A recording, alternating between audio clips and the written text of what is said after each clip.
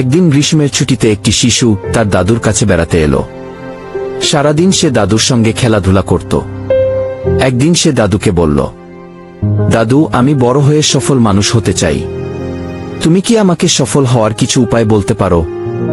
দাদু মাথা নেড়ে হ্যাঁ বললেন এবং ছেলেটিকে নিয়ে গেলেন কাছের এক নার্সারিতে। সেখান থেকে তিনি দুটি ছোট চারাগাছ কিনে আনলেন। তারপর একটি গাছ টবে রোপণ করে ঘরের ভেতরে রাখলেন আর অন্যটিকে বাইরে মাটিতে রোপণ করলেন।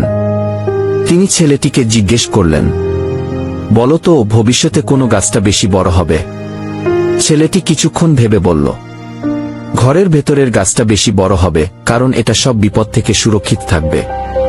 বাইরে লাগানো গাছটা তো অনেক ঝুঁকির মধ্যে থাকবে, রোদ, ঝড়, পশুপাখি ইত্যাদি। দাদু মুচকি হেসে বললেন, আচ্ছা, তাহলে আমরা দেখব ভবিষ্যতে কি হয়। এরপর ছেলেটি তার বাবা মার সঙ্গে ফিরে গেল। 4 বছর পর আবার সে দাদুর কাছে বেড়াতে এলো। দাদুকে দেখে সে বলল, দাদু, সেইবার আমি তোমাকে সফল হওয়ার উপায় জিজ্ঞেস করেছিলাম, কিন্তু তুমি কিছুই বলনি। এবার কিন্তু তোমাকে বলতেই হবে। দাদু হেসে বললেন, অবশ্যই বলবো, তবে আগে আমাদের সেই গাছগুলো দেখতে হবে।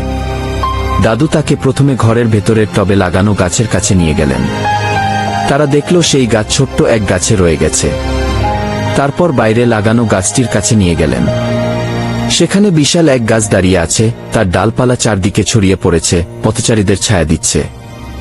দাদু ছেলেকে জিজ্ঞেস করলেন, বলো তো, কোন গাছটা বেশি বড় হয়েছে, কোনটা বেশি সফল?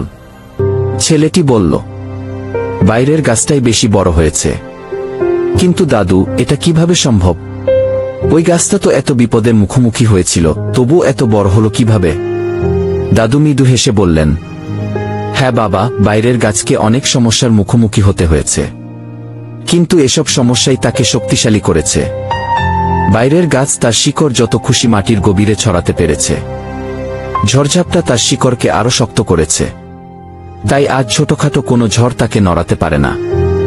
মনে রেখো ছেলে, যদি তুমি সবসময় আরামদায়ক পথ বেছে নাও, তবে তুমি তোমার মতো করে কখনোই বড় হতে পারবে না। কিন্তু যদি তুমি সাহস নিয়ে দুনিয়ার চ্যালেঞ্জগুলো মোকাবিলা করো, তবে কোনো লক্ষ্যই তোমার জন্য অসম্ভব নয়। জীবনের সমস্যাগুলোকে বাধা ভেবে ভয় পেও না, বরং এগুলোকে সাফল্যের সিঁড়ি ভেবে সামনে এগিয়ে যাও। ছেলেটি দীর্ঘশ্বাস নিয়ে বিশাল গাছটির দিকে তাকিয়ে রইল। সে দাদুর কথার আসল অর্থ বুঝতে পারল। যে বাধাগুলোকে আমরা জীবনের শত্রু ভাবি, আসলে সেই বাধাগুলোই আমাদের শক্তিশালী করে এবং জীবনে সফল হতে সাহায্য করে। আসলে আমাদের জীবন এক মহান অভিযানের মতো, যেখানে বাঁক আর মোড় আমাদের পথে প্রতিবন্ধকতা মনে হতে পারে। কিন্তু এই বাধাগুলো আসলে ধাঁধার মতো, যেগুলো সমাধান করার মধ্যেই আনন্দ লুকিয়ে আছে। যেমন তুমি যখন কোনো খেলা খেলো, আসল মজা থাকে চ্যালেঞ্জ কাটিয়ে ওঠায়। জীবনও তেমনি, প্রতিটি বাধা হলো শেখার, বেড়ে ওঠার এবং আরও শক্তিশালী হওয়ার সুযোগ।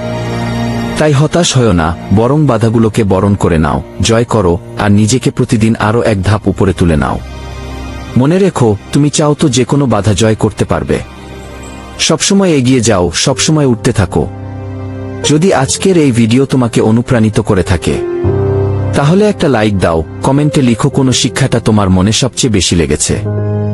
আর অবশ্যই সাবস্ক্রাইব করো আমাদের চ্যানেল, কারণ এখানেই প্রতিটি শব্দ তোমার জীবনকে বদলানোর ক্ষমতা রাখে।